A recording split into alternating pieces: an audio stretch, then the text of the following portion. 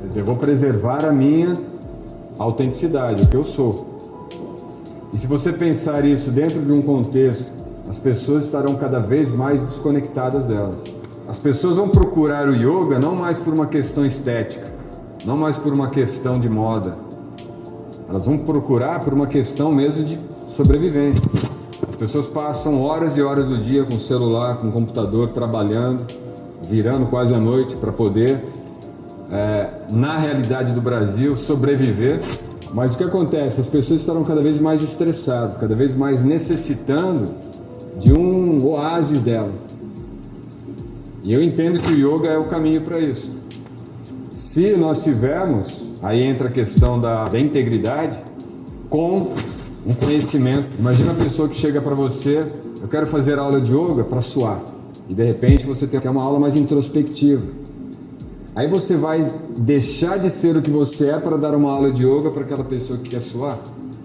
Fala, olha, eu vou te dar uma outra experiência com yoga. Yoga não é apenas um estilo de vida, é uma experiência com a sua vida. Você quer suar, tem um hot yoga. E se você dá uma experiência que realmente a pessoa não vai somente suar, mas ela vai ter uma experiência que ela vai sentir a realidade dela livre de ansiedade, você pode ter certeza, você transformou a vida dela. Então é muito mais significativo você ser autêntico com aquilo que você é e íntegro com aquilo que você conhece. E esse íntegro com o que você conhece, ou conhecer, ou ter o conhecimento como ele é, e se a gente pesquisar isso, inclusive existem livros, bons livros inclusive, falando sobre o yoga moderno. Com críticas inclusive a Patanjali Joyce, críticas a Iyengar, que são indólogos, estudiosos que estão pesquisando como que o yoga ele ganhou essa popularidade no Ocidente no século XX, mas que para ganhar essa popularidade teve que se desconectar de certos laços do que era o yoga em Patanjali e anteriormente a ele. E aí se a gente pega então todo esse raciocínio para simplificar e entende yoga, stira sukha, não é? Stira, firme ou concentrado, presente, sukha, doce, suave, leve, fácil.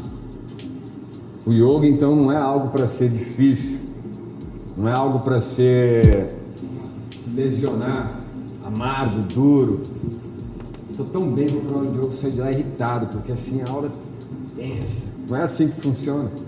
Então o que eu quero dizer com isso? Se nós nos pautarmos no que há de mais simples no yoga, o que há de mais simples nos asanas, como eu tenho falado com vocês, tenta estruturar a série de vocês naquilo que vocês já estão praticando, naquilo que vocês já dominam na prática de vocês. Porque aquilo que está fácil para você, você vai ter um maior domínio para passar, você vai ter um maior domínio para, de repente, acessar as pessoas chegarão, muitas delas, ainda sem esse ranço de um estereótipo do yoga, entendeu? E dar uma experiência real para elas. De repente, dentro do seu processo, você começa a desenvolver e encontrar, poxa, dá para eu agora começar a desenvolver esses outros asanas, mas ainda assim mantendo esse estado de consciência do yoga.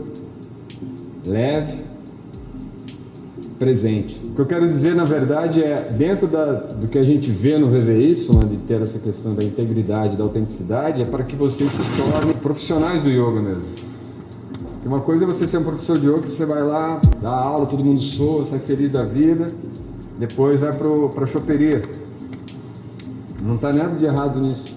Não é uma questão moral, é uma questão de princípios alinhados com yoga, não é? Agora, um profissional de yoga é aquele que vive isso, ele traz isso para a aula dele, ele traz isso na relação dele com as pessoas. Então, é a simplicidade. Posturas assustadoras ainda, como eu falei, tem alunos assim que se formaram já há anos e que queriam se aprofundar em Ashtanga, são ótimos professores de Ashtanga. Tem alunos que querem ir para a linha mais do Iyengar, mas se você entende, acessa e começa a se desenvolver com a base, assim como nós começamos lá no início, né?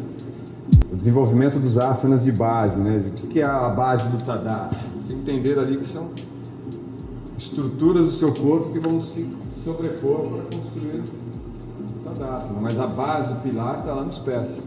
Então se vocês entendem desde o início o pilar mesmo do yoga, né, o que está alicerçando toda a estrutura dele, o resto vocês vão construir de acordo com aquilo que é autêntico em vocês. Não, eu quero agora estudar o yoga tibetano. Perfeito. Mas você tem uma base. Você está bem embasado. Então essa ideia das aulas, das oficinas, né, é justamente para tentar fazer vocês aflorarem aquilo que vocês têm, aquilo que vocês já sabem, já dominam. Mas quer dizer, você tem uma raiz ali que ela vai ser comum para muitas dessas culturas antigas que desenvolveram cada um da sua maneira. Aí entra a autenticidade, né? A visão do yoga, a aplicação do yoga. E ali é a integridade, quer dizer, você pega o que é íntegro daquele conhecimento e desenvolve dentro daquela cultura.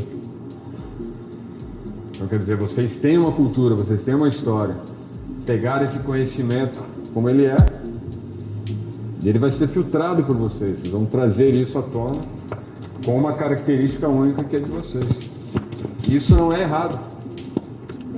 Lá no passado, existia o yoga do yogi tupiniquim, não sei da onde. Não. Eles tinham um conhecimento que eles se reuniam em aldeias, geralmente eram em beiras de rios, né? Rios sagrados. É muito comum hoje, ocorre a cada 4 anos, que é o Kumbh Mela. Já ouviram falar disso? Kumbh Mela é um local onde se encontram 3 rios. Eles se confluem nesse ponto. E é designado como um local com poder místico assim, impressionante.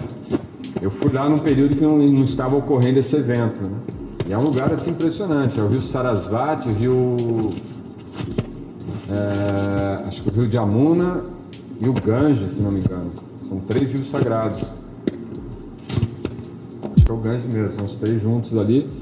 E aí o que acontece? A cada 4 anos eles fazem esse evento, porque tem uma conjunção astral que aí favorece todo o processo ali místico, né?